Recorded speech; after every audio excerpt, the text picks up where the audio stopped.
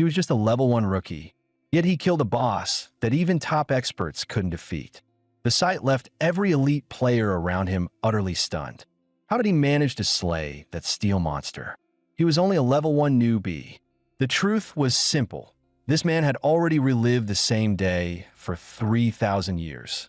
For all those years, he fought that very same boss again and again. On this day, after waking from yet another cycle, Lv.1 appeared beside his teammates. The moment he showed up, his allies quickly cast shields on him. Lv.1 shouted, "Don't run around. This boss is way too strong." With that, the party charged forward together.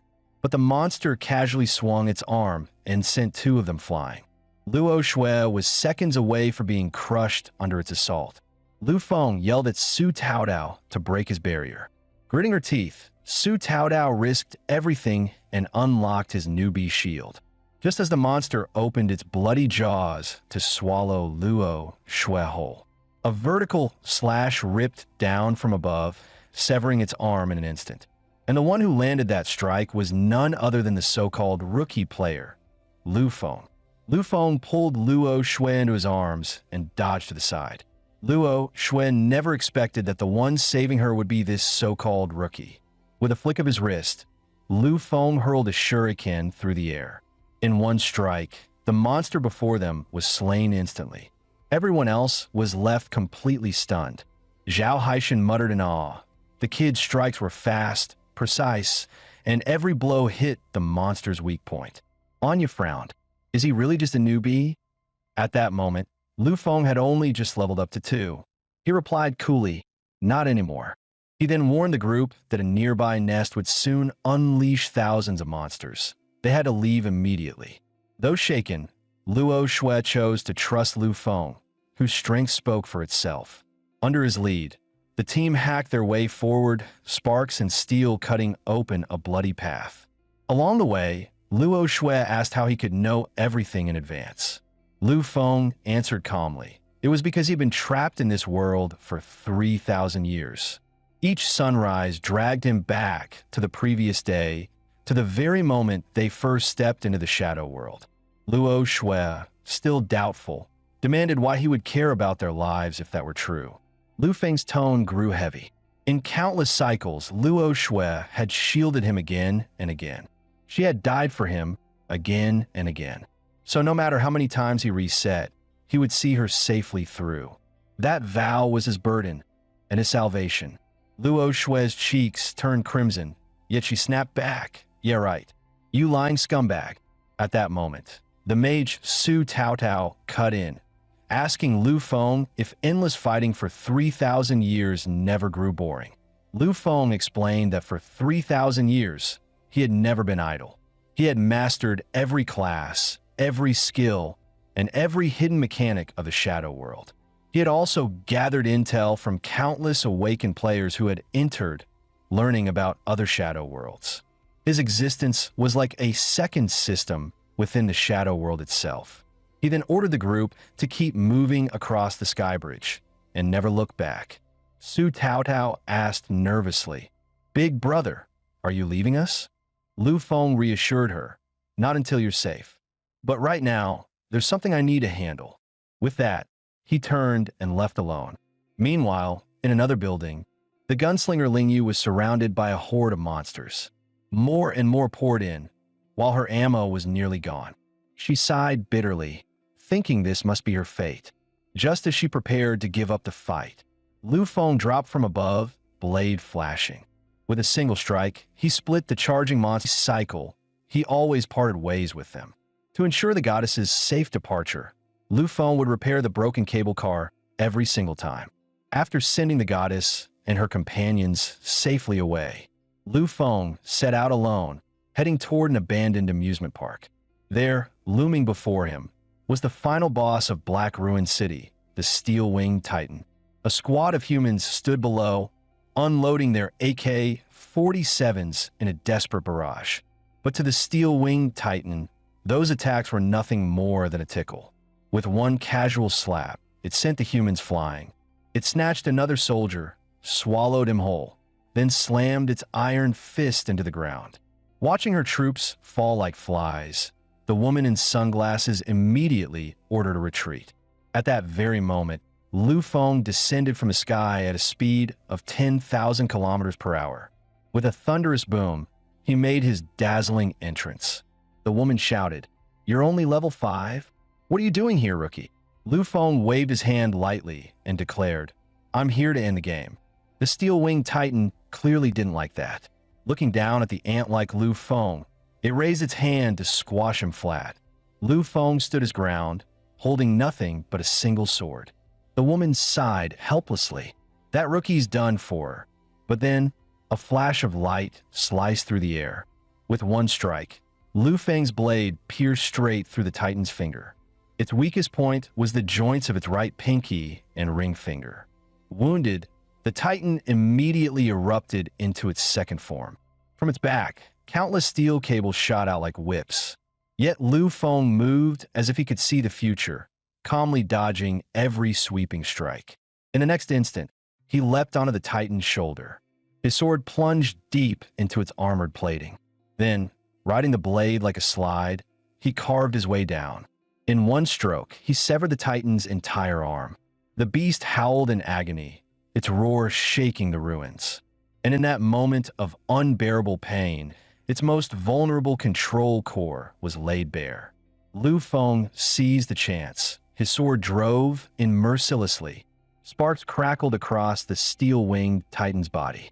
As the giant began to collapse, Lu Feng quickly leapt back to the ground. With a thunderous crash, the battlefield shook. At last, the boss was finished off by Lu Feng's flawless combo. Everyone watching was dumbfounded. Who would believe that a mere level 5 rookie had just crushed the steel-winged titan? As the smoke cleared, loot from the fallen boss shimmered into view. Stepping closer, Lu Feng saw it. A mechanical egg capable of hatching a steel-winged titan. Its drop rate was 1 in 100,000. Yet Lu Feng felt no excitement, because every time he cleared a boss, he was forced to loop back to the previous day. Suddenly, the door burst open, and standing there was Lu Feng's little sister. She scolded him for ignoring her calls all day, saying she almost went to the police. Lu Feng pulled her tightly into his arms, for he hadn't seen his sister in 3,000 years. With warmth in his voice, he whispered, "I've missed you so much." But she pushed him away, frowning. "Don't get all cringe on me, okay?" She demanded he explain where he'd been yesterday. Lu Feng made up an excuse, saying his phone had died while he was working. Then he quickly changed the subject, promising to buy her a full set of Almighty Repair King once he got paid. That finally put a smile on her face.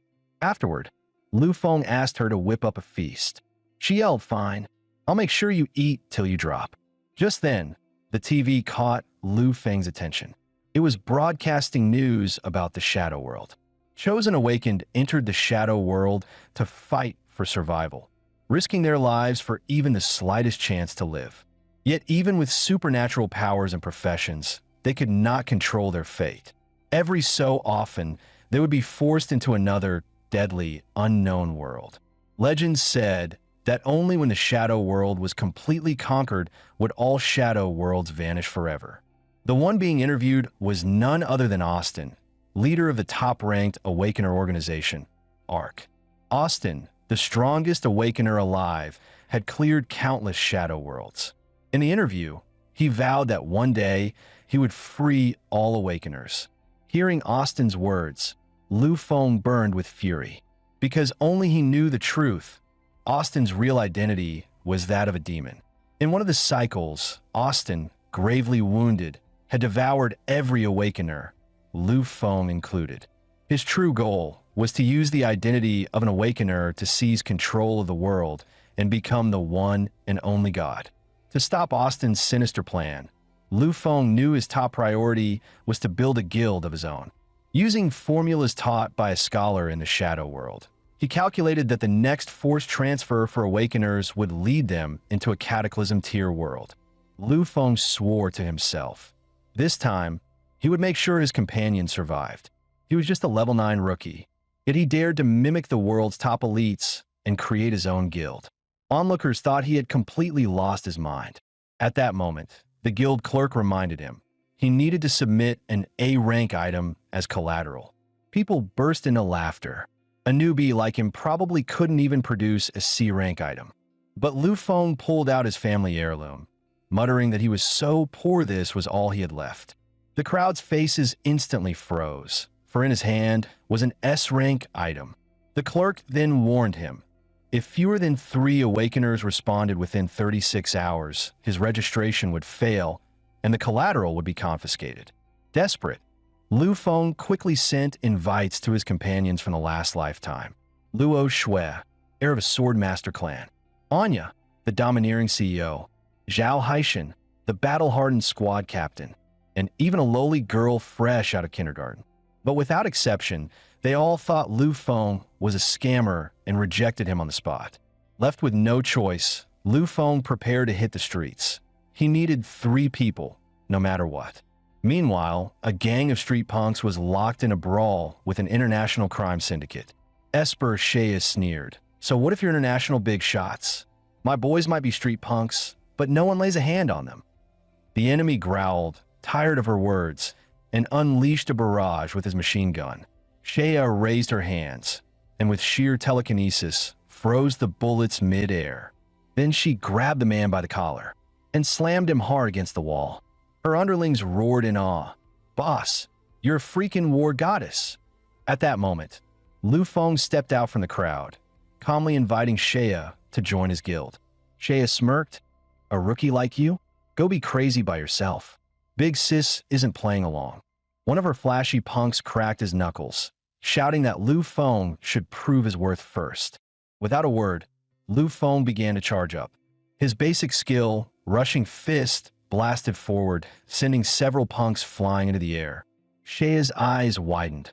One punch carried that much power? Lu Feng said coolly, "If you practiced 1,000,000 punches out of sheer boredom, you could do it too." Snarling, Shea unleashed her telekinesis, hurling bottles and cans at the strange man before her. Lu Feng sidestepped with ease, dodging them effortlessly. In the blink of an eye, his sword was already at Shea's throat. She shouted angrily, "That was a sneak attack. It doesn't count." Lu Feng replied calmly, "Fine. Let's settle this with what you're best at, telekinesis." They moved to a junkyard, where Lu Feng proposed. If he toppled more cans than her, she'd have to become his follower.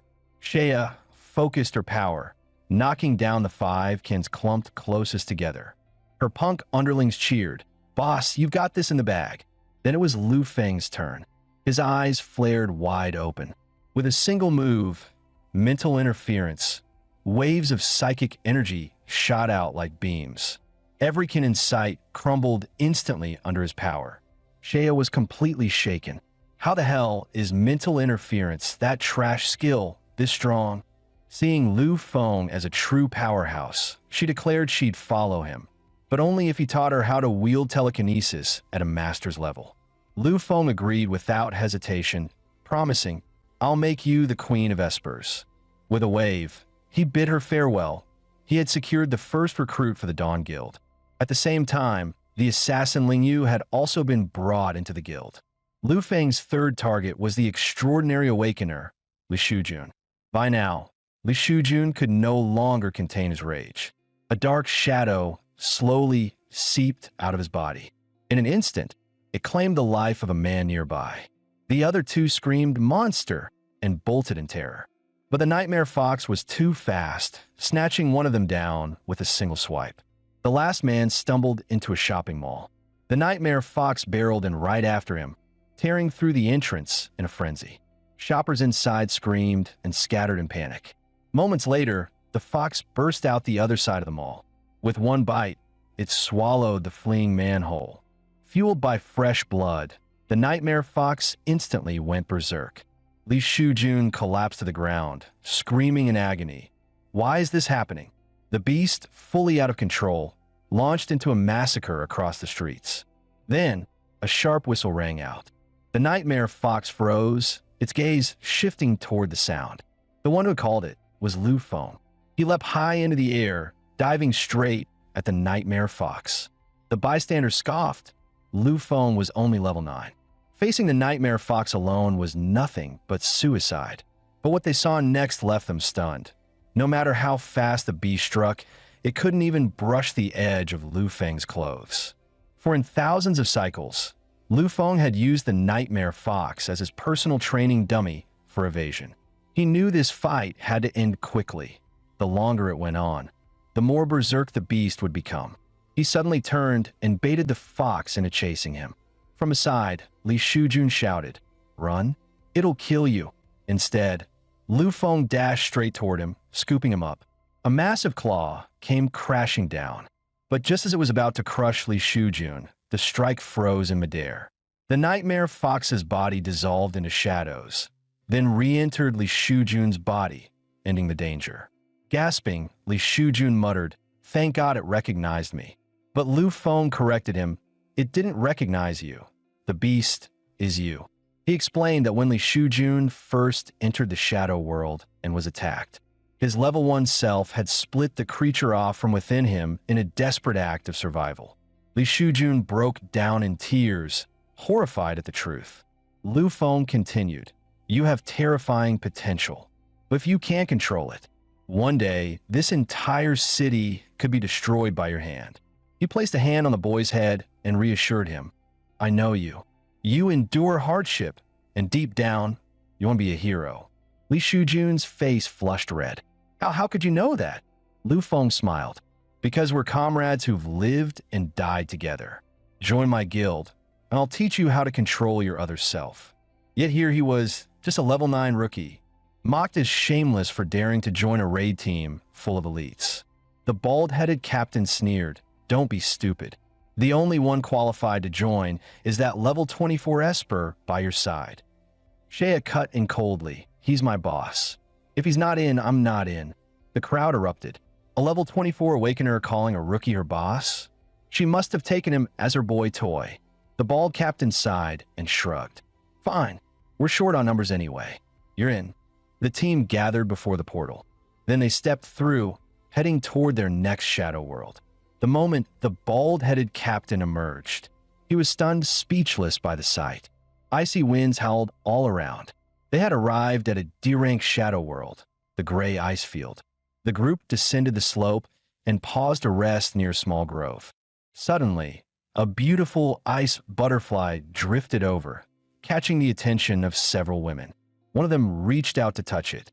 In an instant, her hand was frozen solid. A sharp crack followed, and her entire palm shattered. The mage immediately unleashed fire magic, burning down the deadly butterfly. The bald captain barked at everyone to stay sharp. But in the blink of an eye, hundreds of crystalline butterflies swarmed in from every direction. Panic spread, and the group scattered. Anyone brushed by the butterflies instantly became an ice statue. Lu Feng spoke up, "This is the basin of phantasm butterflies. They're drawn to heat. If you linger, soon you'll face an ocean of wings." The bald captain ordered a retreat, but Lu Feng and his followers stood their ground. Shea's eyes gleamed with excitement. "Boss, we're not leaving? I get it. There must be treasure here. We'll hog it for ourselves." But Lu Feng shook his head. "Not our treasure. Yours." Then he ordered Shea to use the ice butterflies as training targets for her telekinesis.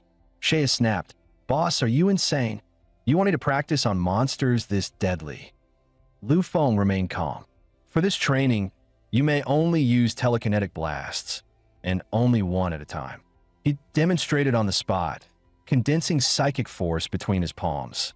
In an instant, countless beams erupted, wiping out a whole cluster of crystal butterflies. He told Shea she could already compress her telekinetic bullets to the size of a grain of rice, and that through constant compression, her control would sharpen. The second lesson, learn to control the trajectory branch. Teacher's taking a nap. You go ahead and practice. Shea was left shivering in the icy wind, all alone. Faced with countless butterflies, she screamed, "Boss, let's just run." But Lu Feng stayed calm, tossing her a potion. "Drink this." Shea hesitated for a moment, then gulped it down in one go. Instantly, the swarm scattered in all directions. Shea blinked in shock. "What is this, an invisibility potion?" Lu Feng explained, just an F-rank heat suppressant. It lowers body temperature, so you won't trigger a butterfly swarm. Shea gawked. Boss, you actually prepared this ahead of time? Did you already know we'd end up in the gray ice field? Normally, the Shadow Gate only shows a level rating. What lies beyond is unknowable to Awakeners. But Lu Feng knew, because he was practically 99% of the Shadow World system itself. Over 3,000 years of cycles, he had gathered information, patterns, and formulas that let him pinpoint any Shadow World he wanted. Meanwhile, on the other side, the other squad was being slaughtered. The bald captain cursed, complaining there were too many ice element monsters. Suddenly, a thunderous crash shook the ground. The arrival of an elite-class Void Ripper. Its power was overwhelming. Even high-tier mages couldn't stand against it. With one hand strike, it cut down a mage instantly. More Void Rippers surged in, sending the squad into a panicked retreat. In moments, only 2 members remained alive. Cornered with no way out, the bald captain roared and charged, raising his greatsword for a desperate last stand. But in a single motion, the Void Ripper's blade pierced through him, leaving only a trembling girl behind. The terrified girl dropped to her knees, sobbing as the blade closed in to take her life.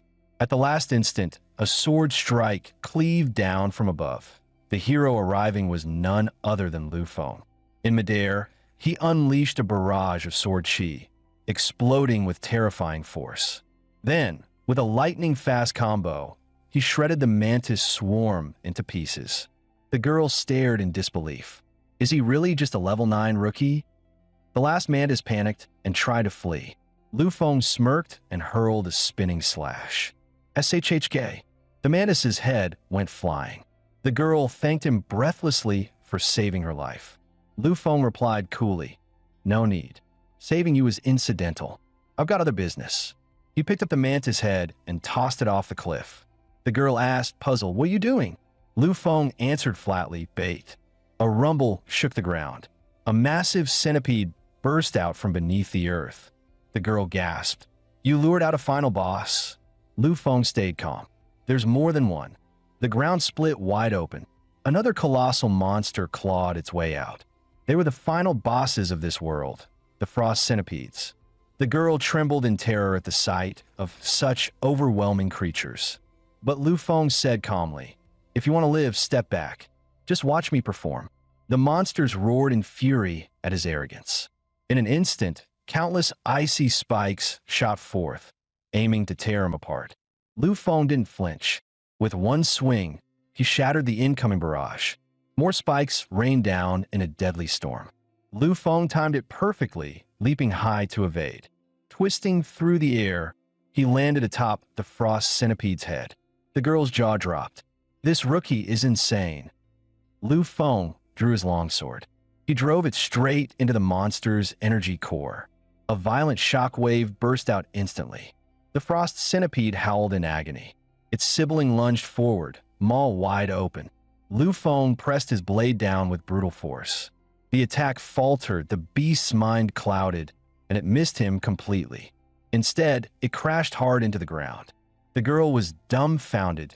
This rookie's skill was beyond belief. The centipede's thrashing split the earth wide open. Lu Feng plunged down the cliff along with the beast. Yet he never let go, his sword still buried in the glowing core. Using the force of their fall, he carved a 10-meter gash, killing one of the bosses outright. He then leapt toward the second boss. His blade sank deep, followed by a spinning slash. In a blink of an eye, both final bosses were slain, their deaths shaking the battlefield with a thunderous roar. As the smoke cleared, Lu Feng stood tall atop their corpses, face calm and unreadable. A system prompt echoed. Obtain B-rank item / Frostblade, attack to have a chance to freeze enemies. Lu Feng grinned inwardly. Its power rivaled even A-rank weapons. With the final bosses down, the portal to exit this shadow world slowly opened. The girl whispered in awe, "That reckless rookie, he actually did it." A surge of energy swept through, teleporting everyone out. Only 3 survivors remained. Shea asked eagerly, "So we're heading straight to the next shadow world?" Lu Feng shook his head. Rest for 2 days. I've got things to handle. The next day, Lu Feng waited at a bus stop. His goal was to recruit another companion from his past life. He knew Anya always stood by the window around this time, so he waved like crazy at her. Anya simply thought he was some creepy guy. Lu Feng sent her a message. "Pretty lady, I bet you're spying on me right now." Anya scoffed, thinking anyone could make that guess. But then came his next text. "It's Tuesday, so you're wearing black, right?" Anya's face flushed scarlet. "You bastard," and she immediately blocked him. Luo Shui was in Europe, Tao Tao in Japan. Zhao was missing, and the CEO refused to see him. With only 10 days left before the cataclysm, how could he get all 4 of them to join his guild and survive? Perhaps it was time for some unorthodox methods. For the first time, the man decided to take his underlings on team building. The location? A highly restricted military base. One of the boys looked around nervously. "Why is this place completely empty?" Lu Feng replied casually, "Because I hacked into the base's system and spread a message about a 15-day shutdown. Everyone evacuated." Shea snorted, half mocking, half admiring. "Boss, you're insane. There's literally nothing you can't do, except give birth." Lu Feng placed his hand on the door scanner. A chime rang out, and the massive gates of the military base slowly opened. Soon, they stepped into the astronaut simulation chamber. Shea's eyes sparkled. "Wait, are we going to Mars to fight?" Lu Feng shot her a glare. "Don't flatter yourself. We're here to train using astronaut gear." Ling Yu scoffed. "This pointless training? Count me out." But seconds later, she was hooked. After failing her first challenge, Ling Yu shouted, "Again, give me another shot. I can't survive this time." Lu Feng raised his hand. "Hold on. Let me expand the debris blast radius after the meteor explodes." Ling Yu froze. The training templates were supposed to be fixed. No one could alter them. Yet Lu Feng did it effortlessly, something even top-tier hackers couldn't achieve. Lu Feng smirked. "People pick up weird hobbies when they're bored. During my 3,000 cycles, I spent a few centuries studying spaceship design and cosmic ecosystems. To improve their mental control, Lu Feng assigned each member a tailored training mode. Survival mode meant dodging endless meteor storms, enhancing willpower, perfect for espers. Attack mode focused on destroying targets, sharpening precision, perfect for snipers. With a single command, he pressed the launch button. Training sequences fired up, throwing the 3 into their specialized drills. Shea went wild, blasting obstacles with everything she had. Ling Yu staggered inside the simulator, shaken so hard she nearly puked. As for Li Shujun, Lu Feng assigned him both survival and attack mode at once. "Steady your breathing," Lu Feng instructed. "Control starts with the rhythm of your body." Half an hour later, the squad lay sprawled out, broken by the hellish training. Lu Feng stood over them. "Once you've rested, keep going." Shea screamed in frustration. "More! Boss, you're a devil!" Lu Feng only smiled faintly. "Compared to the cataclysmic shadow world ahead, I'm being merciful." To speed up Ling Yu's growth, Lu 13, he resolved to grind levels like mad. This man, who didn't even like wearing underwear to bed, was also the world's ultimate part-timer. He could repair cars, fix exoskeleton gear, and even practice acupuncture with ease. But because he was too good, he stole jobs from his sister. Furious, she yelled, "You jerk, stop covering my shifts." Lu Feng sighed. How could she complain about having such a perfect brother? Then a message arrived. It was the little lowly asking him to tutor her. With only 2 days left before the shadow world opened, Lu Feng decided to grind monsters while tutoring. Together, they stepped into a C-rank shadow world, Execution Town. Figures in the mist began to close in. Lu Feng instantly switched to combat mode. Suddenly, a dragon-like roar echoed. The mob transformed into werewolves. Tao Tao pouted. "Then can you solve this one for me?" Lu Feng leapt off the cliff. "No problem. Answer coming right up." The skeleton mages began chanting in unison. Bolts of thunder rained down from the sky, but none could touch Lu Feng. He weaved through the monsters with ease. Striking one hit from the Headless Knight would mean instant death. The knight sensed an intruder unleashing a wave of crushing aura. He raised his massive axe and swung down. Lu Feng dodged nimbly, unharmed. He countered with several swift strikes, but the Headless Knight's HP and defenses were monstrous. At his current level, Lu Feng couldn't even scratch the shield. Cao Cao's worry only deepened.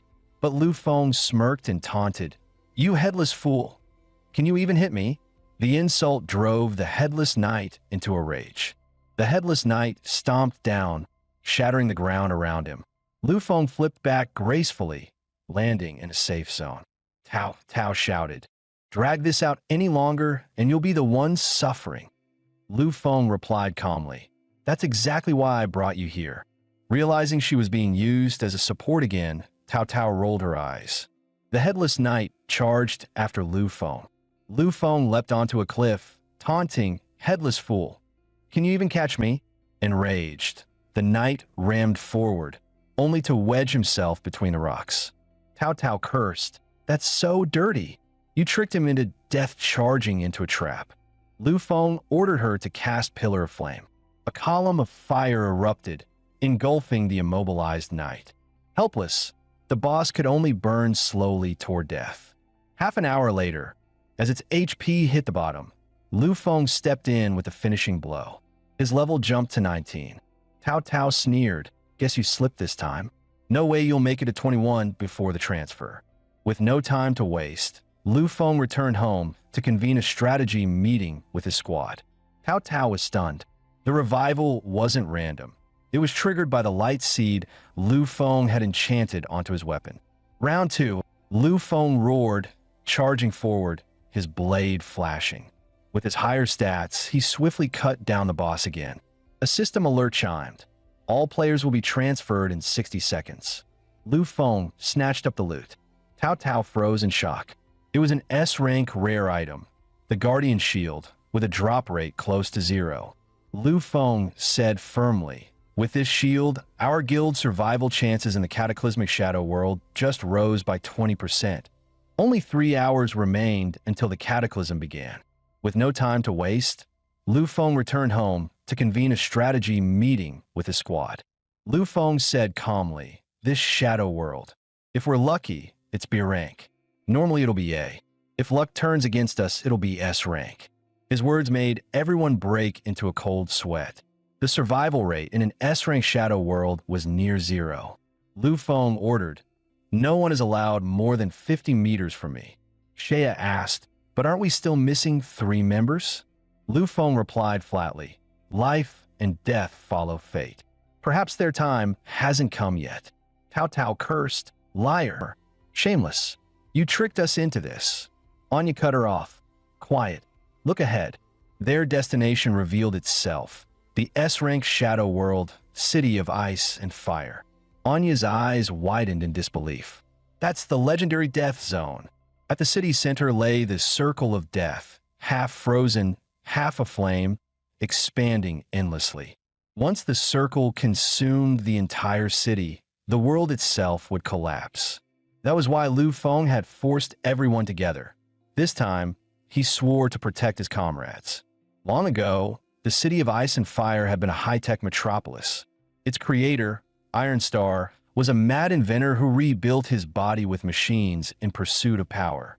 But when he tried to fuse the ultimate energy core, it backfired. He lost control. Ice and fire engulfed the city, triggering the cataclysm. Lu Feng explained, "To end this disaster, we must kill Ironheart. He waits in the deadliest zone of all." With that, the squad, led by Lu Feng, marched toward the core of the city. Lu Feng led the squad into the blazing fire zone. Anya asked, "Why not take the frozen sector instead?" Lu Feng explained, "In the ice zone, your movements would slow. I can't protect everyone at once. I won't risk it. I'm in the fire zone." Lu Feng nodded. "Correct. The circle of death expands every 30 minutes. For more waves, and the world is gone."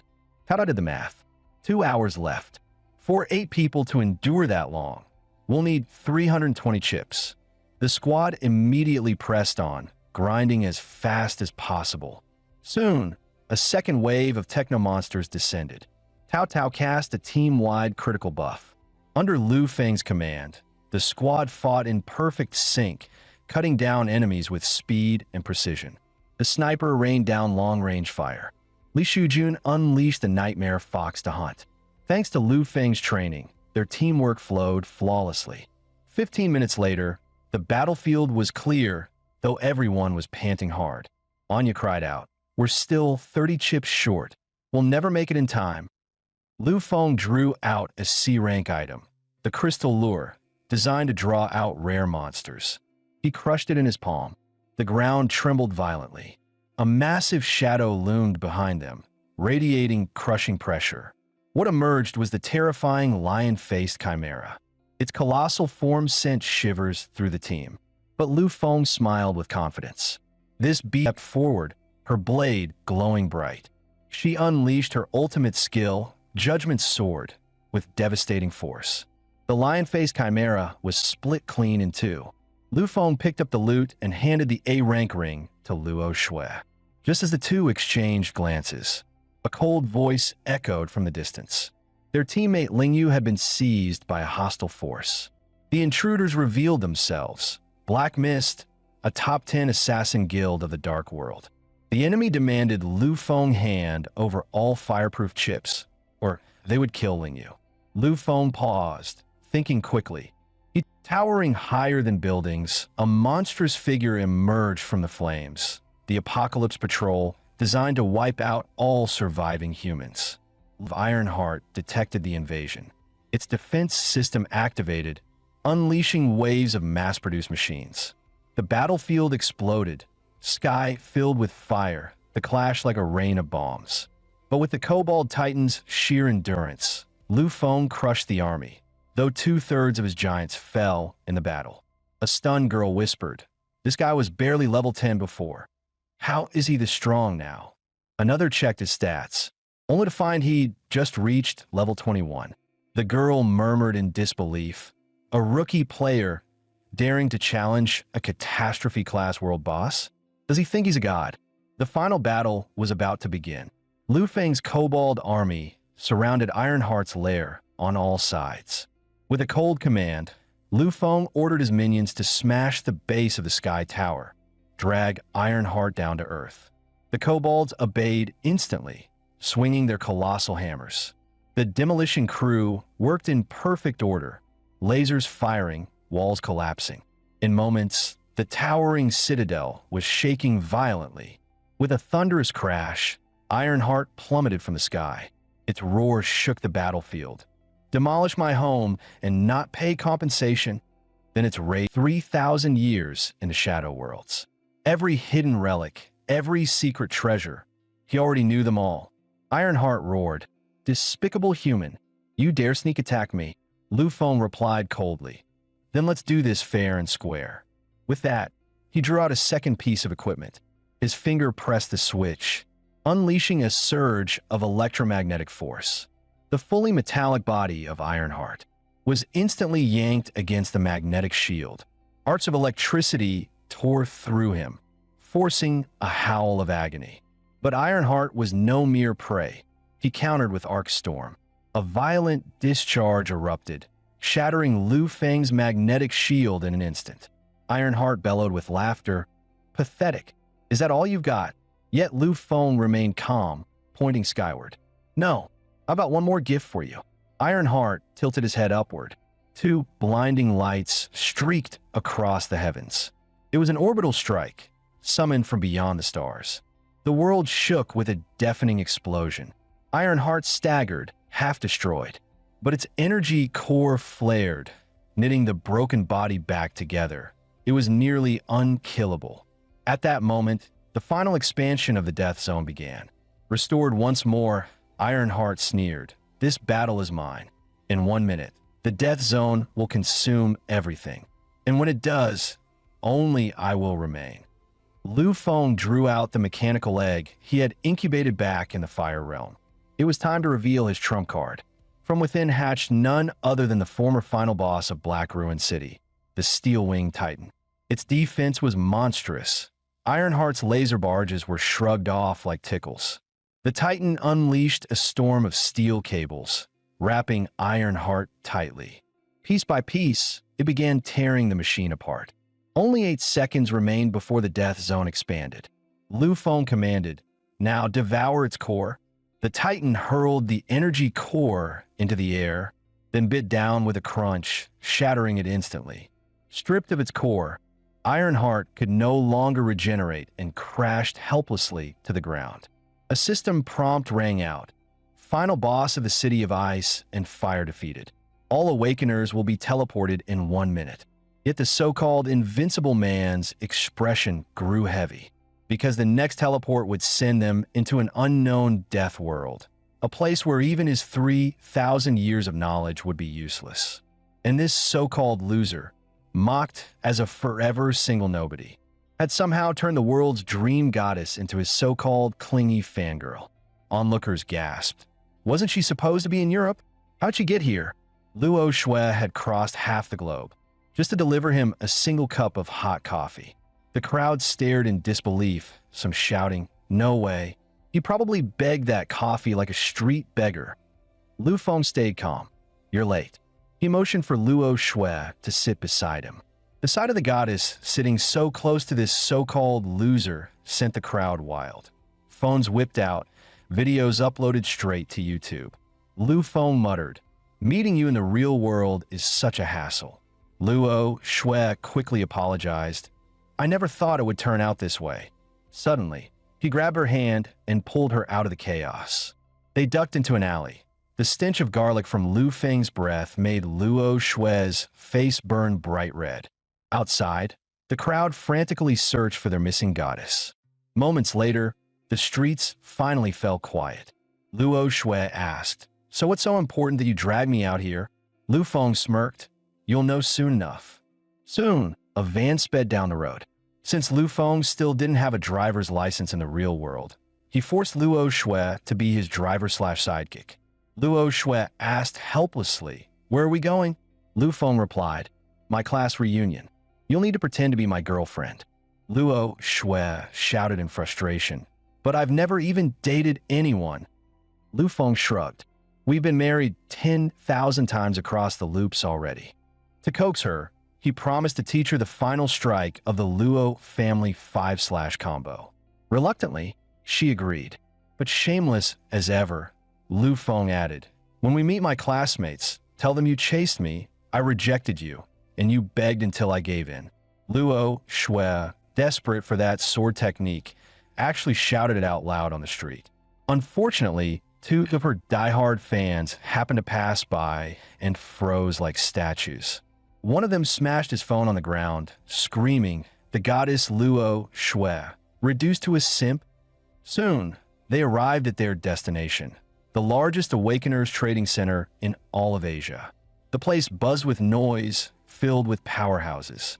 Lu Feng whispered, "The class reunion was a joke. I really brought you here because the auction requires a high-level Awakener's ID. I need you to get me in." Together, they stepped into the grand auction hall. Lu Feng spread his hands innocently. "I don't have money. You'll have to cover me." Luo Shui sighed, "Fine. Today, I'll just treat it as sponsoring you." Nearby Awakeners exploded with envy.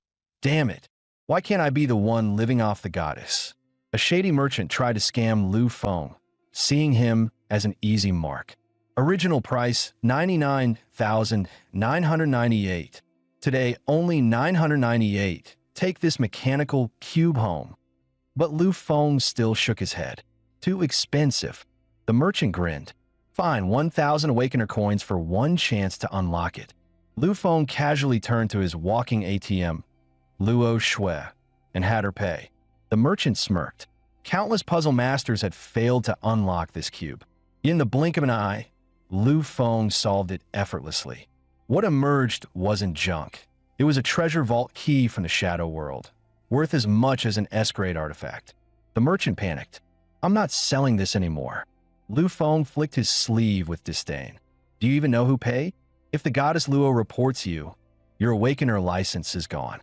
The merchant froze, helpless. Afterward, Lu Feng went on a buying spree, sweeping up piles of cheap low-tier gear. Luo Shui asked in disbelief, "Why buy so much trash?" Lu Feng smirked. "You'll see soon." Moments later, The auction host announced a 15-minute special private auction. The initiator? None other than Lv.1, using Lv.1's name. Instantly, representatives of the world's top guilds flooded the hall. Lv.1 declared, 5 items from the private collection of goddess Lv.1. The first, a B-grade dagger, Shadow Fong. The hall erupted in laughter. What kind of garbage is this? Even a rich brat, wealthier than a Qatari prince, scoffed, worthless junk. Many prepared to leave in disappointment. But Lv.1 raised his voice. You all know shadow artifacts can hide secret properties. Every single item here carries a hidden ability. A man in a leather jacket sneered. Yeah, right. You expect us to believe this broken dagger has one. Lv.1 only smirked. The next instant, he vanished from sight. He reappeared behind the leather-clad man.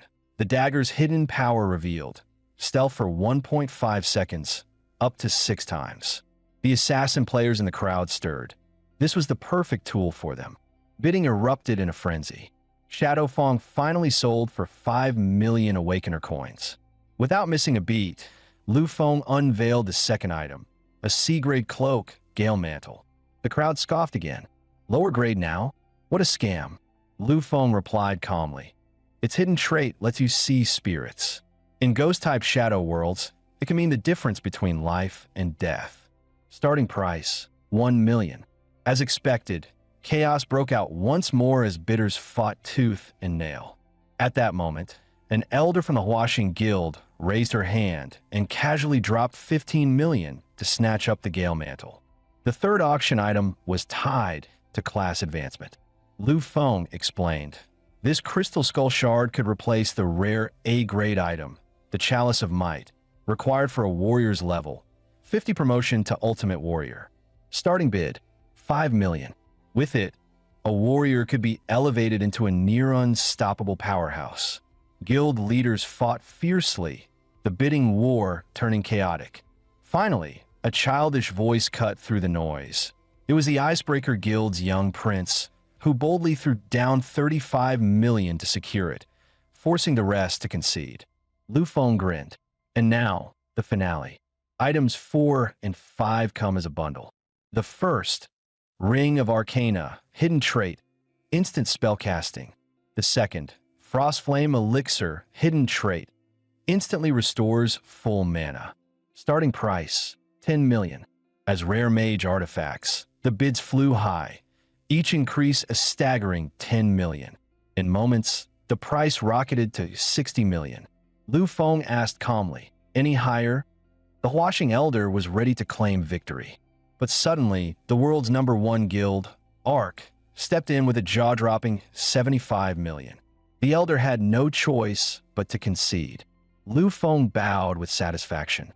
This single auction had filled his coffers beyond belief.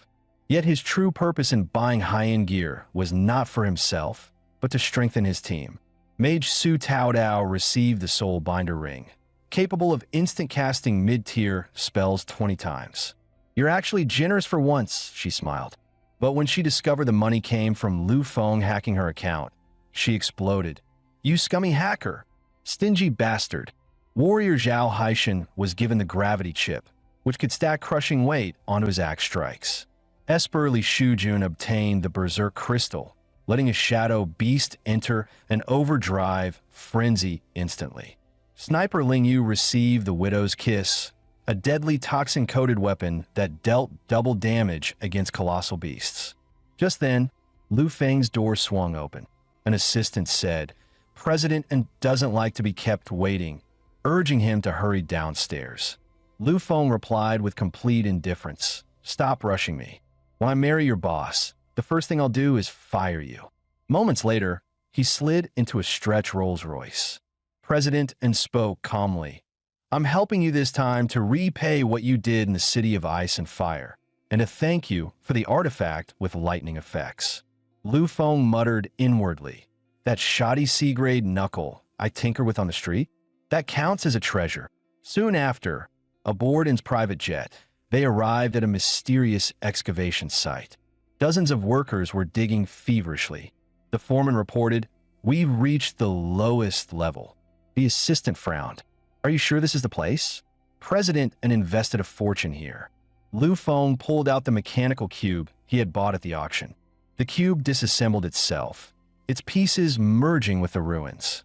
A gate of shadows materialized before them. Lu Feng leapt in without hesitation. "Stay here. I'll be back." He landed in the Sage's Tower, an A-rank shadow world. Before him stood a man dressed like a genie, who asked, "Young one, why have you come?" A second figure in black appeared. "Awakened one, state your demand."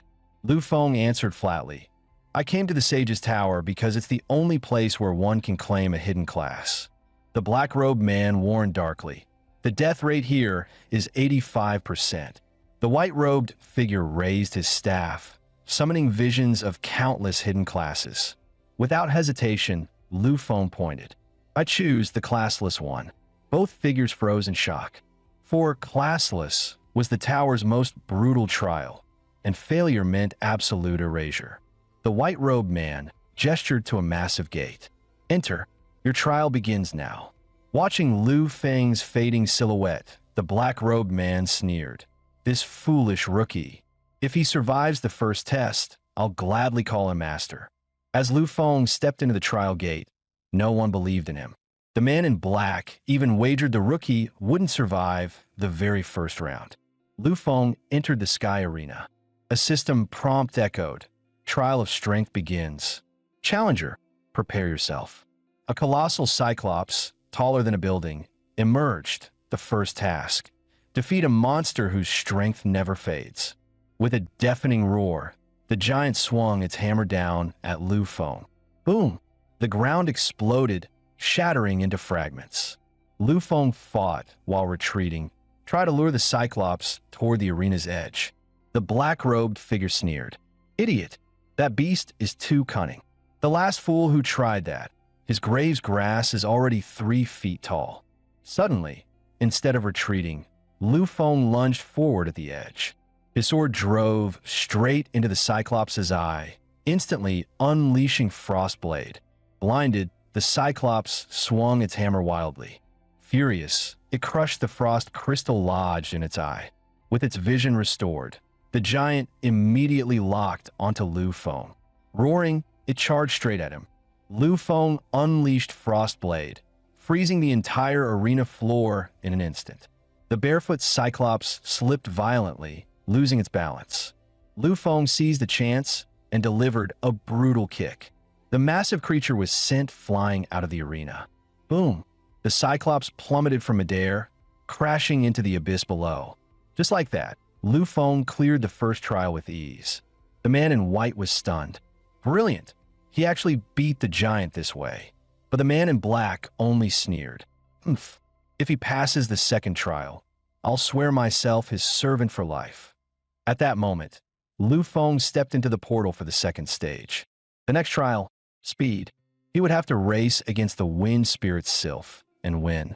With every step, Sylph stirred up devastating storms, and one misstep meant falling straight into the cursed abyss. The black-robed figure smirked. The wind spirit reaches sonic speed in 5 seconds, then gains another 5% every 10. Even if he were a master assassin maxed in agility, he wouldn't stand a chance. The countdown began. 3 seconds.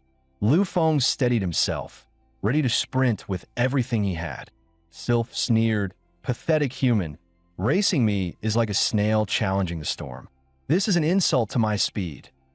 The race started, yet instead of running, Lu Feng drew his blade, unleashing a high-frequency particle slash. In a flash of steel, Sylph was cut down on the spot. The man in black exploded with Lu Feng had solved them in just 46 seconds. Within half the time limit, he had already cleared 5 puzzles. The 2 guardians were stunned. What is he, a machine? Finally, at 10 minutes 20 seconds, Lu Feng solved all 8, breaking the all-time record. He hadn't relied on skills, only his hands and his mind. After all, in 3,000 years of endless loops, he had practiced these puzzles countless times, until he could solve them with his eyes closed. Finally, Lu Feng arrived at the last trial, the perception test. The challenge: defeat every class of human in the shadow world. Alone, he would face an army of millions. As the wave of pursuers surged toward him, Lu duel with me, his body suddenly twisted, morphing into a massive black dragon, its roar shaking the heavens. A blazing energy cannon erupted from its jaws. Lu Feng instantly raised a towering ice wall, blocking the attack head-on. But cracks spread quickly. The wall was melting. With a powerful beat of its wings, the dragon soared into the air. Countless fireballs rained down, shattering the ground below. Yet Lu Feng's movements were lightning fast. Not a single fireball could touch him. The black dragon thundered, "Challenger, stop this pointless struggle." The beast let out a blood-curdling scream and crashed to the ground. The earth shook violently as dust and rubble exploded into the air. Under Lu Feng's brutal electric therapy, the dragon was knocked out cold. A system prompt echoed. Final trial of the jobless class. Cleared. The old man in white declared, "Congratulations, young one. Out of tens of thousands, you alone have completed the jobless trials." With a wave of his staff, he bestowed hidden rewards upon Lu Feng. S-Class item, Summoning Emblem, allowing him to call forth any foe he has battled before.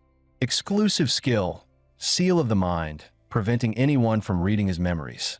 And in this world, the most terrifying boss wielded exactly that power, mind reading. With this skill, Lu Feng could finally grow stronger in silence, hidden from prying eyes.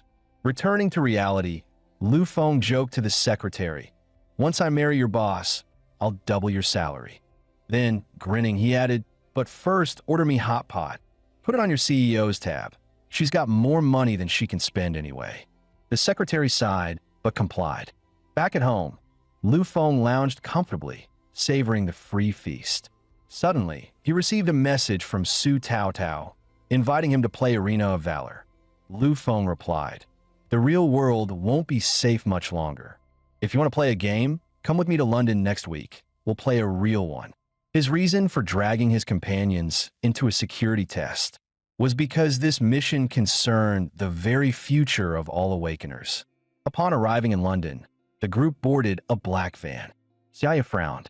"Where exactly are we going?" Lu Feng's gaze hardened. "We're here to protect someone.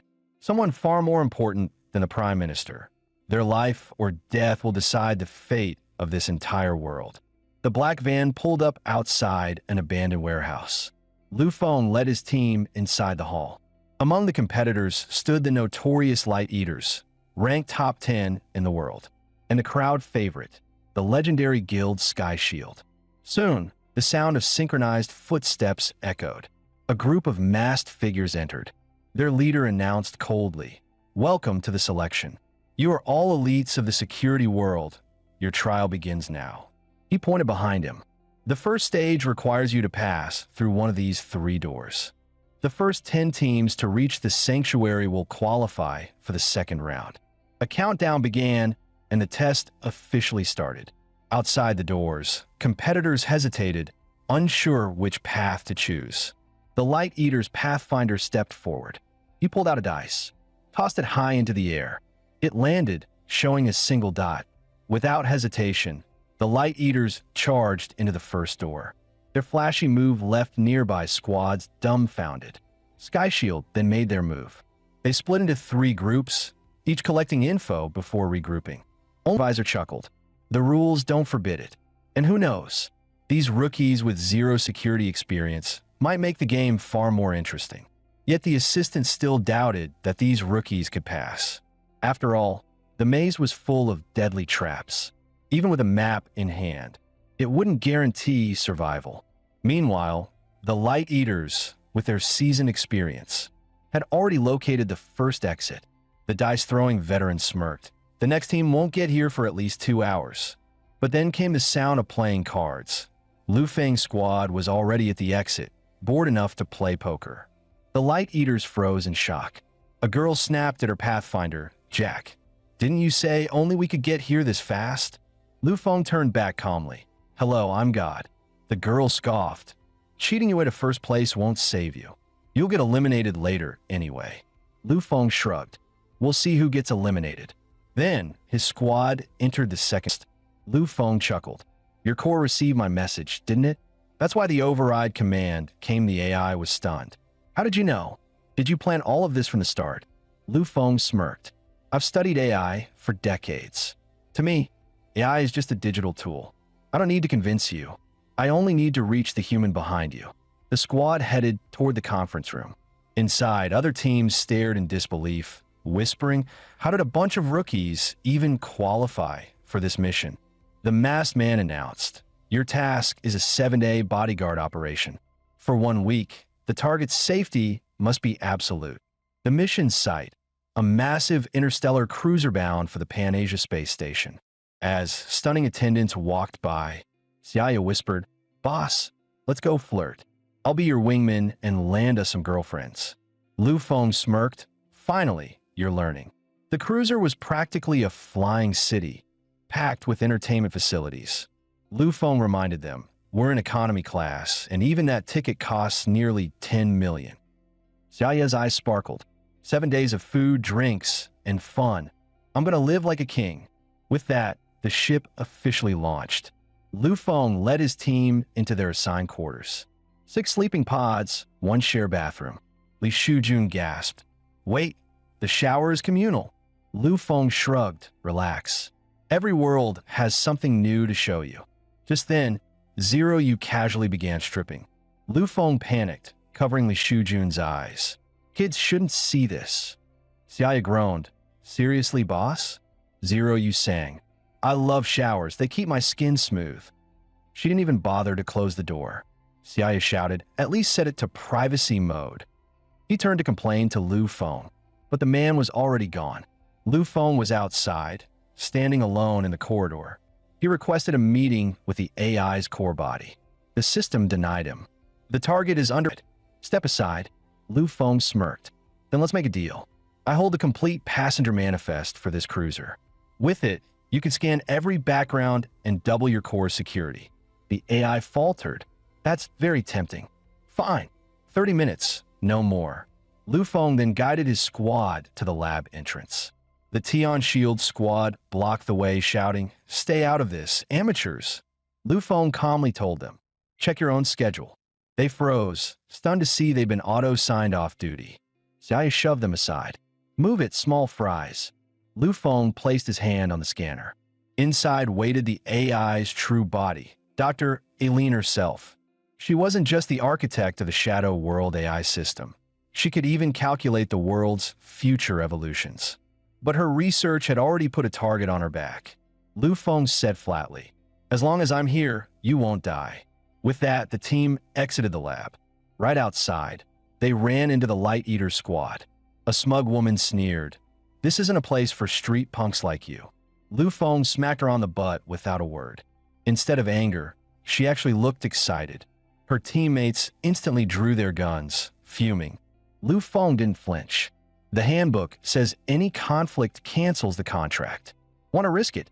Grinding their teeth, the Light Eaters stepped aside. Zero Yu whispered, You planted a tracking particle on her, didn't you? Lu Feng smirked. Knew you'd notice. 3 days passed in tense silence. While the squad rested in their sleep pods, sirens blared. A broadcast rang out. Meteor impact detected. All passengers remained calm. Li Shujun frowned. This route is supposed to be safe. The radar should have given a 3-hour warning. Lu Feng muttered. The radar was sabotaged. At this rate, the ship will be destroyed. He ordered the squad to prepare for battle. Outside, engineers scrambled to patch the hull. Then, a deafening crash. One engineer turned and froze in horror. A monstrous alien loomed behind him, jaws wide. It swallowed him whole in a single bite. More creatures poured into the cruiser, sending passengers screaming and stampeding in panic. Meanwhile, the Devour Light organization began their move. Their true faces were finally revealed. They gunned down the gate guards without hesitation. Their objective was clear: create chaos and assassinate Lady Irene. Cutting down monsters as they advanced, they forced their way forward. Moments later, they reached the lab. The massive doors slowly slid open. Suddenly, a gunshot blasted from inside. A bullet ripped through one squad member's chest. Standing inside was Lu Feng. He smirked. Well, we meet again. The old man roared, "How are you here?" Lu Feng's voice was cold. "I dug through all your data. You're suspicious as hell. So I used nanospy particles to monitor you. Through them, I planted hypnotic commands in your bodies, making you think you were heading into the real lab." He snapped his fingers, breaking their trance. Only then did the Devour Light squad realize they were already entangled, bound tightly by the Nightmare Fox. The old man panicked, shouting, "It's a misunderstanding. We can talk this out." Lu Feng showed no mercy. "Xiaya, send them off." Xiaya unleashed a cranial blast. With a thunderous bang, the entire squad was wiped out. Afterward, Lu Feng led his team to shield Lady Irene, who was being hunted by alien beasts. The area around her lab was already swarming with monsters. Thankfully, the Sky Shield Guild arrived in time, clearing out enemies, but they were still trapped in a siege. One monstrous creature crept closer step by step. In her panic, Irene accidentally stepped on an empty can. The clatter drew the monster's attention, and it charged straight at them. The Sky Shield fighters fought desperately to cover Irene's escape, but soon she was left completely alone. Just then, a sniper shot cracked through the air, nailing the lead beast right between the eyes. A voice rang out. "Made it just in time. Kid, it's too dangerous. Get her out of here." Hearing that, Li Shujun quickly grabbed Irene and rushed her toward the escape pod. At the same time, Lu Feng, now on the bridge, discovered that the Devour Light operatives had slaughtered all the pilots and smashed much of the equipment. He would have to repair it himself. Irene stared in shock. "Your leader actually knows how to fix a spaceship?" Lu Feng said calmly, "It's simple. A ship this size must have backup systems. All I need to do is reroute the circuits." Suddenly, the floor shook violently beneath them. The next moment, a colossal beast appeared, smashing the escape pod to pieces. It was the mother of all those monsters. Li Shujun quickly formed seals, summoning the Nightmare Fox. But the fox was no match for the mother beast. It was struck down in an instant. The backlash from his wounded spirit beast left Li Shujun reeling in pain. Thankfully, Ling Yu arrived just in time, unleashing a storm of gunfire. The barrage barely halted the mother beast's assault. Xiaya rushed in, snarling, "This ugly bastard's hide is too thick. If we can't break it from outside, then we'll blow it up from the inside." "It's fine, boss. This big one is all yours."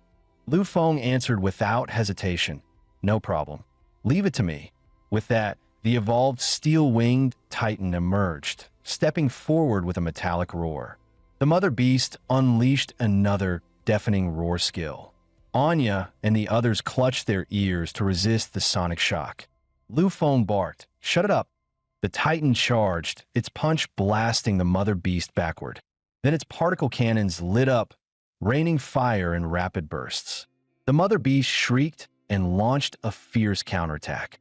The titan grappled its arms, locking in place, but tentacles coiled tightly around it, forcing it back against the wall. In an instant, the temperature plummeted as the titan unleashed its freezing skill. The mother beast was encased in ice on the spot. Lu Feng commanded, "Send it into space." Avalon immediately deployed nanoparticles, sealing the breaches in the hull. As the battle ended, Irene was drenched in sweat, blurting out the thought on everyone's mind. This lunatic, he actually seized control of Avalon's maintenance system. But her shock was premature. Lu Feng continued, "This ship can be patched, but it can't communicate outside or navigate on its own. From here on, I'll be the pilot." Irene gasped. You can fly a starship?" Lu Feng replied steadily, "I've trained for years in piloting. I even once tried flying a ship into space to escape the cycle, but I failed." He patted her shoulder. "Enough. Don't worry about it. Get some rest, and wait for me to tell you when to disembark." Irene was dumbfounded. "So, basically, the only thing you can't do is have babies? Where on earth did Grandpa find a god like you?" Out in space, the mother beast had become nothing more than an ice sculpture, drifting forever in the void. The Avalon slowly returned to stable flight. Meanwhile, Austin was somewhere else in the galaxy. Speaking into his communicator, he said coldly, I hurled the meteor at the ship for you. Beyond that, it's none of my concern. Yes, our deal is complete. Payment of 1 million units of synthetic awakening serum will be delivered. May it help you build your artificial army of awakened. Good, because if you dare cheat me, all that awaits you is annihilation. 3 days later, after a wormhole jump, the Avalon arrived at Mars Station. Lady Irene, we've been ordered to escort you. At last, Irene was truly safe. Lv.1 urged her to develop the Shadow AI as quickly as possible. Irene whispered, I'll do my best. Together, we'll complete the ultimate conquest of the Shadow World. That moment, perhaps, would one day be remembered as the greatest turning point in history. And so, under guard, Irene bid farewell to Lv.1. The squad had finally fulfilled their mission. Lv.1 asked, Boss, what's next for us? Lv.1 cleared his throat. This time, the Starship Company is grateful for our work. Our trip back to Earth, everyone's been upgraded to VIP, and every entertainment facility on board is now open. Lv.1 and Xiaya immediately went wild with excitement. Lv.1 sighed. Those two clowns. Lingyu stood alone, gazing into the distance. Sister, maybe this time, I found companions I can truly trust. I wish you could see them. 10 days after the mission, while brushing his teeth, Lv.1 received a message. It was from Irene. Her calculations showed that the first Shadow World incursion into an Earth city would happen within a week, though the exact location was still unknown. Since the Shadow Gates appeared, countless awakened had risen, venturing inside to grow stronger. But in truth, the Shadow World could also invade humanity's world. To be precise, creatures from within a Shadow World could burst through the gate and wreak havoc on Earth. Time was running out. Lv.1 knew he had to accelerate his growth. The enemies ahead would only grow more terrifying. For him, survival came first, which meant he needed a supreme defensive treasure to maximize his chances of staying alive. And so, Lv.1 began choosing which Shadow World could grant him the supreme armor. Moments later, he made his decision. Outside one Shadow Gate, crowds of Awakened had already gathered. Suddenly, a car came screeching to a halt. Anya stepped out, looking visibly annoyed. She shouted back into the car, "Stop sleeping. Get out already." Inside, still dozing, was none other than Lv.1. The Awakened nearby recognized him at once. Not for his strength, but for his nickname, the Kept Man. After his date with the goddess, now even a CEO was acting as his wake-up call. Talk about shameless. Lv.1 looked around, confused as to why everyone was staring at him. Whispers rippled through the crowd. I heard their squad survived the S-Class catastrophe in the city of ice and fire. The guy's useless, but the girl must be strong. So why the hell are they here in a D-Class Shadow World? Just then, the Shadow Gate swung open. Anya kept grumbling. It's bad enough you dragged yourself to a D-Class world out of boredom, but why force me along? My workload's about to crush me. Lv.1 replied casually, "Relax. The world could end any day. Why stress about work? Come on, you're overworked. Let me take you out for some fun." Once inside, they saw a wasteland of ruins. The difficulty wasn't high. The only threat was the looming sandstorm. If they could reach the great ship in the south and hold out until noon tomorrow, the boss of this world would be burned alive by the scorching sun. Fail, and the sandstorm would bury everyone alive. The Awakened wasted no time, sprinting toward the ship. But Lv.1 didn't move. The treasure he sought lay hidden beneath the sands. Pulling out a shovel, he told Anya, "All right, your turn to work." Anya groaned. "So you dragged me all the way here just to dig sand for you?" Lv.1 explained, "I need my brain to calculate the coordinates. The grunt work is yours. But if you help me, I'll give you an A-rank rare Heart of the Fist King." That hit Anya's weak spot. She'd been hunting for that item for ages. Once again, Lv.1 had her dancing in his palm. He began directing her like a foreman. "Next spot, 10 o'clock, 100 meters. Anya muttered while digging, "You maniac.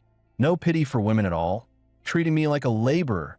I spent a fortune and years sculpting this body at the gym. It's not for shoveling sand." Before she could finish complaining, A horde of zombie-like monsters shambled straight toward her. These are mechanical zombies. This world had once been a thriving machine civilization, but after nuclear war, it became a wasteland. The monsters were nothing more than its mutated natives.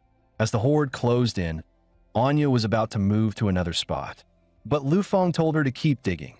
He would handle her safety. A fighter jet swooped down from the skies, unleashing a storm of bullets into the zombie swarm. Anya froze in shock. Lu Feng had prepared all kinds of ridiculous tools in advance. Forget 3,000 years. Even if he claimed he came from the future, she believed him now. Lu Feng snapped, "Focus on digging. Save your energy and stop yapping." After a while, Anya complained again. "You greedy capitalist. All you do is exploit me. How much longer do I have to dig?" But the communicator stayed silent. Suddenly, Lu Feng's voice crackled in. "Calling me so sweetly, what? You miss me?" Anya jumped. "Miss you? In your dreams. You vanished just now. I thought something happened to you." Lu Feng replied flatly. "Relax. Just want to take a piss." Anya was completely powerless against this shameless pervert. Lu Feng then said, "All right, you've been digging long enough. Time for the next step." His eyes shifted skyward. A drone was circling above them. It was one Lu Feng had deployed earlier, now luring the zombies back toward their position. In an instant, the drone spewed torrents of fire. The mechanical zombies were engulfed, their bodies detonating in chain explosions under the searing heat. When the flames died down, the sands revealed a buried starship beneath. All that digging Anya had done, it was to pinpoint the ship's exact location. But then the ground shook violently. Within the storm appeared a colossal human face, surging toward them with the sand. It was the Shadow World's boss. Lu Feng growled, "It's not safe out here. We're going down." But the starship's hatch was nowhere to be seen. Lu Feng tossed out a glowing orb. He warned, "Watch your step." The next instant, a hatch opened beneath their feet, and both of them plummeted inside. When Anya hit the ground, it didn't hurt nearly as much as she expected. She realized she had landed right on top of Lu Feng. Her face flushed bright red. Embarrassed, she asked, "So what is it you're really looking for?" Lu Feng smirked. "A supreme piece of armor, artifact-grade battle gear."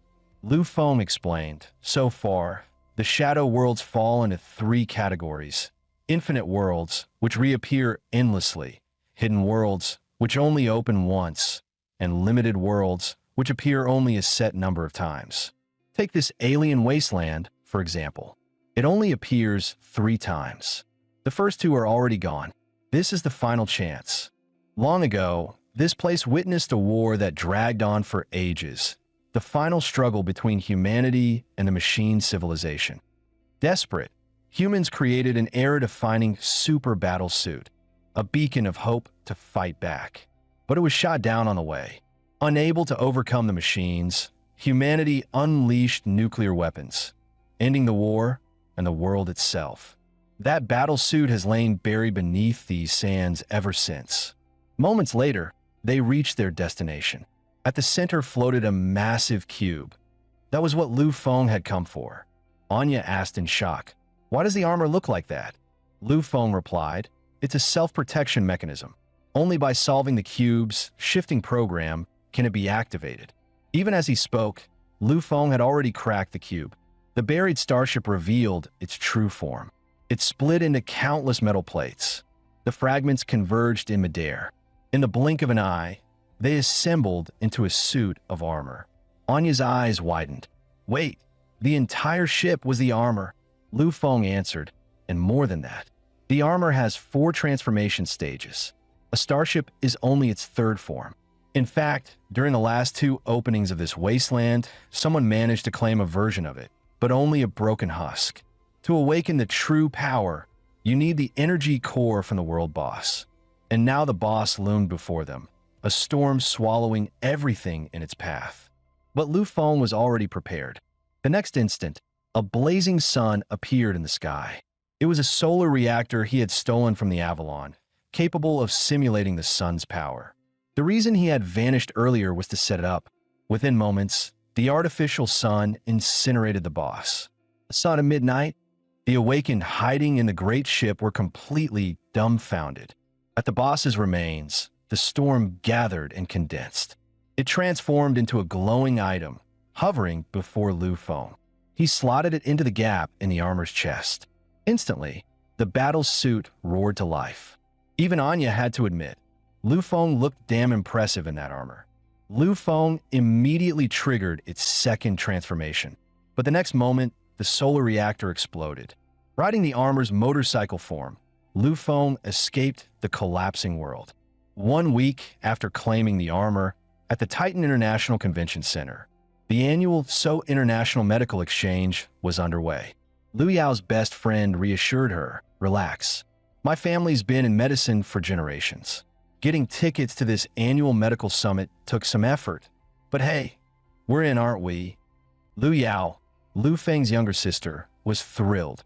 Her dream had always been to study medicine, and this conference felt like a pilgrimage. On the giant screen, her idol's profile appeared.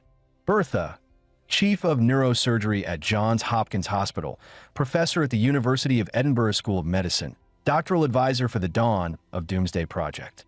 10 years ago, she was hailed by medical titan Roger as a prodigy with the hand of God. Liu Yao had always idolized her. Her phone wallpaper was even Bertha's picture. Unfortunately, no electronic devices were allowed at this event. The reason? Dr. L himself would be attending. His face had never been revealed to the public, so the organizers banned all personal recording. Even official videos would blur his appearance. Dr. L was shrouded in mystery. If not for the intercity train derailment in Case City, where hundreds were injured, he wouldn't have been noticed. Assisted by AI, he simultaneously performed surgery on 74 of the most critically injured students. He had only recently entered the spotlight, taking on only the most complex surgeries. He was called the Hand of God who never fails. Yet he claimed his true profession wasn't being a doctor at all, but a mysterious god of medicine. Liu Yao clenched her fists. "It's because of doctors like him that I'm even more determined to pursue medicine." Her best friend suddenly mentioned Liu Yao's unemployed brother. "Studying medicine is expensive. Maybe your brother could work security in my family's hospital? Stable job, good pay." Liu Yao was about to answer, "I'll have to ask my brother," when Lv.1 himself walked up. "Ask me what?" Liu Yao gasped. "Brother, what are you doing here?" Seeing him dressed in a suit, the friend assumed he was just staff and repeated what she had suggested. Lv.1 smiled politely. "Thanks, but we'll talk later. Right now, I need to say a few words. They asked me to open the conference." Liu Yao nearly fell over. "Brother, don't joke around. This is sacred ground for medicine. I respect doctors too much for this nonsense." Her friend added, "Even my dad doesn't have the privilege to speak here. How could you?" Just then, her friend's father, Sun Wenbin, director of Changgung Hospital, arrived. His daughter grabbed him excitedly. "Dad, perfect timing. I was just asking you to arrange a security job for Yao's brother." But when Sun Wenbin saw Lv.1, he dropped to his knees. "Doctor, Ed, at last, I see you again. If you hadn't taken over that brain tumor surgery for the military official, it would have failed, and my Sun Medical Group would have collapsed. After saving us, you vanished. We've been searching for you to thank you." Lv.1 said calmly, "I only care about rare cases. Whether your family survived or not means nothing to me. I was paid for the surgery. You owe me nothing." At that moment, Bertha herself rushed over, eyes sparkling. "You're my idol. Please, let me be your student. I've studied every recording of your surgeries. Can I at least have your contact information?" Lv.1 sighed. "No, I don't take students." Just then, the host announced him to the stage. Lv.1 gave his sister a nod and strode up to deliver the opening speech. To everyone's shock, Bertha dropped to her knees before Liu Yao, begging for Lu Feng's contact. Liu Yao was at a loss. This was her idol, a prodigy she'd admired for years, now kneeling before her. As for Tian, she wanted nothing more than to crawl into a hole. She had just tried to get this legendary doctor a security guard job. Soon after, Lu Feng's speech began. "It's an honor to be here today. The organizers asked me one last question. Why did I choose medicine? They said it's what everyone wants to know. My reason is simple. I wanted to operate on my sister myself. Nothing more. Yao Yao, thank you for looking after your useless brother all these years. I love you. Moments later, Lu Feng finished his speech and left the stage. Lu Yao's leg would only need some more rehab before surgery could begin. He had rushed here right after performing 5 consecutive surgeries, exhaustion pressing down hard on him. Suddenly, he remembered to check his mail, and indeed, there was one from Irene. She had calculated the next Shadow World incursion site, Tokyo, Japan. Lu Feng's face darkened. Damn it, the time had already passed. He quickly dialed Tao Dao's number, but there was no signal. Passing by a giant screen, he caught the live broadcast from Tokyo. According to frontline reporters, just 5 minutes ago, a shadow gate has opened in Tokyo. Countless monsters are pouring out, plunging the city into chaos. Tokyo's destruction seems inevitable. Lu Feng could only pray that Tao Tao would hold out until he arrived. By now, Tokyo was engulfed in smoke and fire. TV signals had collapsed. Frontline reporters were streaming live from their phones. Within just hours of the gate opening, Tokyo had fallen into ruin. Legendary yokai stalked the streets. The 8-headed serpent Orochi coiled around the skytree. Tengu circled high above Ginza. The goddess Jinnu froze all of Akihabara beneath a sheet of ice. Automated battalions rushed in from every direction, their vanguard already clashing fiercely with the demons. While reporters filmed the Tengu overhead, sudden noises erupted behind them. From beneath a nearby bridge, bubbles churned violently in the river. In the next instant, a monster resembling a kappa burst out of the water. A portly man tried to flee, but it was already too late. More kappa emerged one after another, slaughtering everyone nearby. The reporter bolted into a wrecked train car, buying himself a brief moment of safety. Outside, members of the Tokyo Bioresistance Group's 5th Squad had arrived. They spotted the reporter hiding inside the carriage and were just about to pull him out when chaos erupted. The cameraman suddenly unleashed a beam of light, piercing straight through a squad member's chest. In an instant, countless tentacles burst out of his body. They twisted into a monstrous tree hung with human heads. The reporter had been parasitized by a human-faced tree. The 5th Squad was about to throw incendiary grenades when its tendrils lashed out at the building beneath their feet. The massive structure was instantly wrapped tight. With a deafening crash, the entire building collapsed. In a blink, only the green-haired lowly was left alive.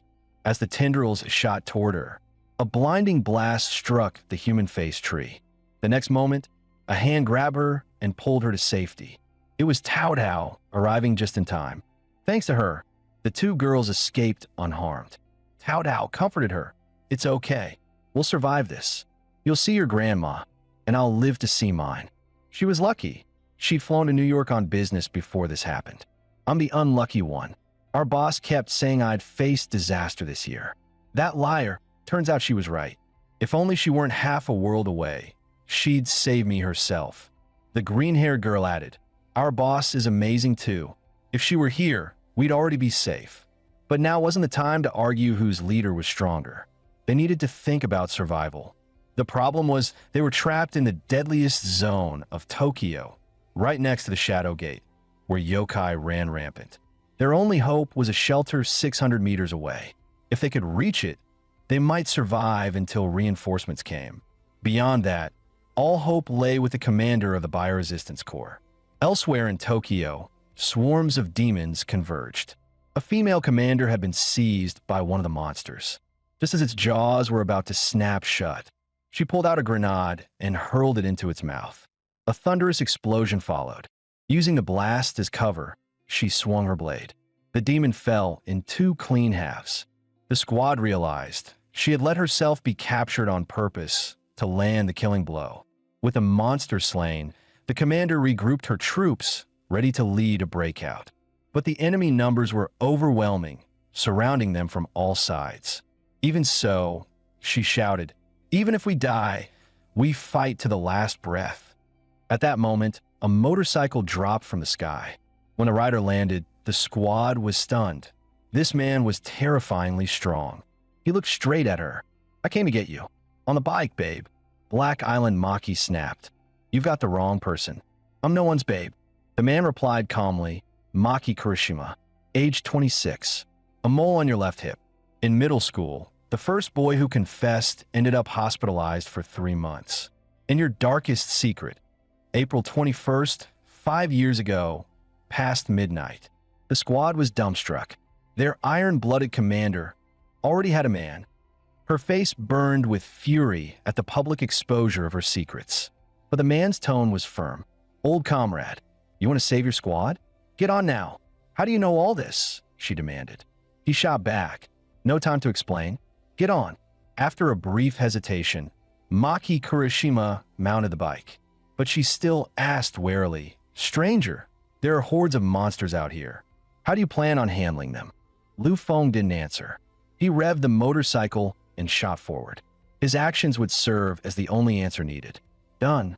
Your squad's safe now." As the yokai fell, Maki Kurishima had to admit Lu Feng was the real deal. Still, she was baffled. They had never met. So how did he know everything about her? In truth, they had fought side by side in Blackbeard City, and those secrets were ones she herself had told him.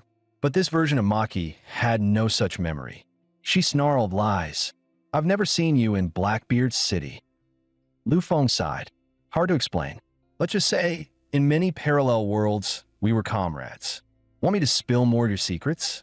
Like how your ears are?" "Enough. Don't say another word." Maki cut him off, flustered. Lu Feng continued. "I know you never owe anyone favors. I saved your squad. Now I need you to help me find someone." Maki didn't deny it. She immediately pulled up their encrypted network. With Tokyo systems down, it was the only line still working. Within moments, she tracked Tao Tao's signal, alive. Records showed she'd appeared in 5th Squad's battle logs, and even saved their member, Yui. Maki reasoned that if Tao Tao had saved Yui, Yui would have led her to the bioresistance underground shelter. But that place wasn't truly safe. It was closest to the gate of hell, swarming with demon lords. According to military intel, Tokyo had been divided into 3 zones. Lu Feng and Maki were now in the blue zone. The blue zone teemed with demon foot soldiers, with a few generals scattered among them. The red zone was crawling with demon generals, and sometimes even demon lords. And the purple zone housed at least 9 demon lords, with the possibility of even higher tier monsters. At their level, a demon lord meant running for their lives. If a myth tier appeared, Tokyo would be erased in an instant. But no matter what, Lu Feng had to save Tao Tao. Maki quickly plotted a route. Soon after, demon generals caught sight of them. Lu Feng floored the throttle, trying to outrun them. One blue-skinned general hefted an entire skyscraper and hurled it straight at them. The blue general charged at blinding speed. The red generals hurled volleys of attacks. Their barrage slowed Lu Feng's escape. They were even coordinating with each other. Lu Feng smirked. "Now that's interesting." He accelerated, aiming straight at a looming skyscraper. "Hold tight." The motorcycle roared up the vertical wall. The blue general followed, leaping high into the air. "Let's team up," Lu Feng shouted. Maki sprang down without hesitation. A cable shot from the bike, locking her into place midair. Heaven slash. Good teamwork. "Wait, you even know my technique." "Of course. We're old friends, remember?" The blue general was cut down, the red generals powerless to stop them. By then, they had crossed into the red zone. Lu Feng sneered. "Life or death, I'll fight anyone." Maki Kurishima met his gaze, equally fierce. "Fine, I'm ready." Meanwhile, in the zone Lu Feng and Maki had just escaped, another squad arrived. "Master Mu Ling, are we really heading into the Hell Zone, toward the gate itself?" Mu Ling replied coldly. "I have no choice. To master necromancy, I slaughtered tens of thousands in a single city. Lord Austin, under public pressure, cast me out of the Ark. To return, to reclaim my place among his 12 apostles, I must do this. That's right. If you obtain the corpse of a myth-tier yokai and refine it into a myth-tier undead, Lord Austin will surely take you back. Warhammer, deal with that thing first." "No problem. Leave it to me." The demon General Lu Feng had struggled so hard to shake off was obliterated in an instant. The sorceress snapped, "Idiot! The body's over 50% destroyed. Master Mu Ling can't use it like this."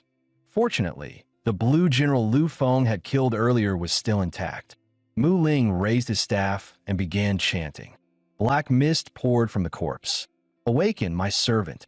Mu Ling was a 1 in 100,000 aberrant awakened. His gift had been necromancy itself. To max it out, he had butchered 3 entire cities.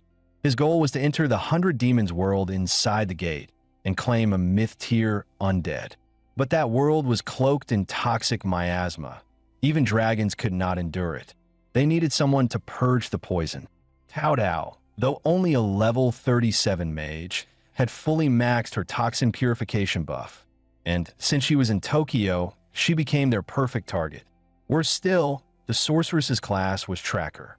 She had already locked onto Tao Dao's position. Without delay, they set off to capture her. Elsewhere in Tokyo, a flock of crows feasted on corpses. By a trash bin, an old security guard huddled with a lost child. The guard had found the boy separated from his parents and was trying to lead him to shelter. Soldiers patrolled the area, but ordinary troops were no match for the 3-eyed demon crows. In his panic, the child knocked over a tin can. The clatter drew the crows' attention. They swooped toward the pair. While fleeing, the boy tripped on a stone. The guard gritted his teeth and stopped running. He planted himself firmly in front of the child. Just as the crow dove, a sword light cleaved it apart. Another crow lunged for the boy. Maki Kurishima arrived in time, her blades flashing, cutting down the entire flock. The shelter was close now. Lu Feng urged them to hurry there, but the noise had already drawn more crows. "Go, I've got this," Lu Feng said, motioning the guard and boy forward. He revved up the battle suit bike, shielding them as they ran. The motorcycle's missile pods deployed. In a single barrage, the demon crows were wiped out, and that was only the power of 2 forms. If he shifted into the third, Starship mode, then everything would become far too easy. The old guard and the child finally reached the shelter safely. But when the elder saw the direction Lu Feng and Maki were heading, worry clouded his face. Ahead lay Raon's shrine, now occupied by a terrifying yokai. Hundreds of soldiers had already fallen there. With the thick mist blanketing the shrine, Lu Feng abandoned the bike and chose to go on foot. The suffocating fog shrouded everything, pressing heavily on their hearts. The two quickened their pace, eager to pass through as fast as possible. Suddenly, the strange beat of war drums echoed through the haze. A soldier-like figure emerged slowly from the mist. Behind him, several more in the same garb appeared.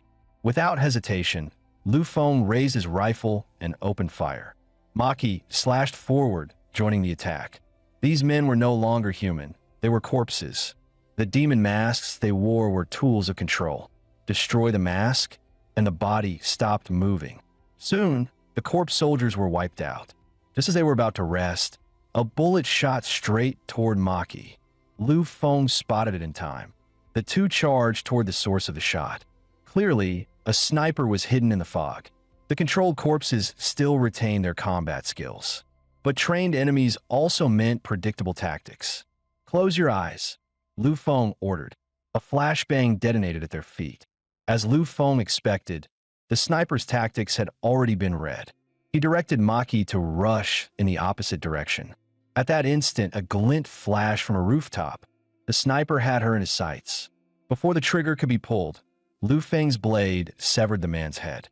Meanwhile, Maki was caught in another encirclement. Lu Feng doubled back, but the sheer number of enemies was overwhelming. He summoned his combat bike once more. Maki exclaimed, "Are you crazy? In this fog you can't even see." But she underestimated him. During the earlier fight, Lu Feng had already mapped the entire area. With auto-navigation, they could break through. Maki stared in disbelief. "Who the hell are you? You're young, but it's like you've lived 100 years or come from the future." Lu Feng gave no explanation. He pushed the engine to maximum. "Now's not the time to relax. We still haven't found the puppet master behind these corpse soldiers." Even as he spoke, a thunderous roar erupted behind them. A monstrous yokai charged in pursuit, its destructive power shaking the ground. Its strength was nearly that of a demon lord. Lv.1 slammed the throttle, pulling ahead. The sudden brake threw Maki forward, her chest slamming into him. "You did that on purpose, didn't you?" she shouted furiously. "Don't let go," Lv.1 roared. "It's still on our tail."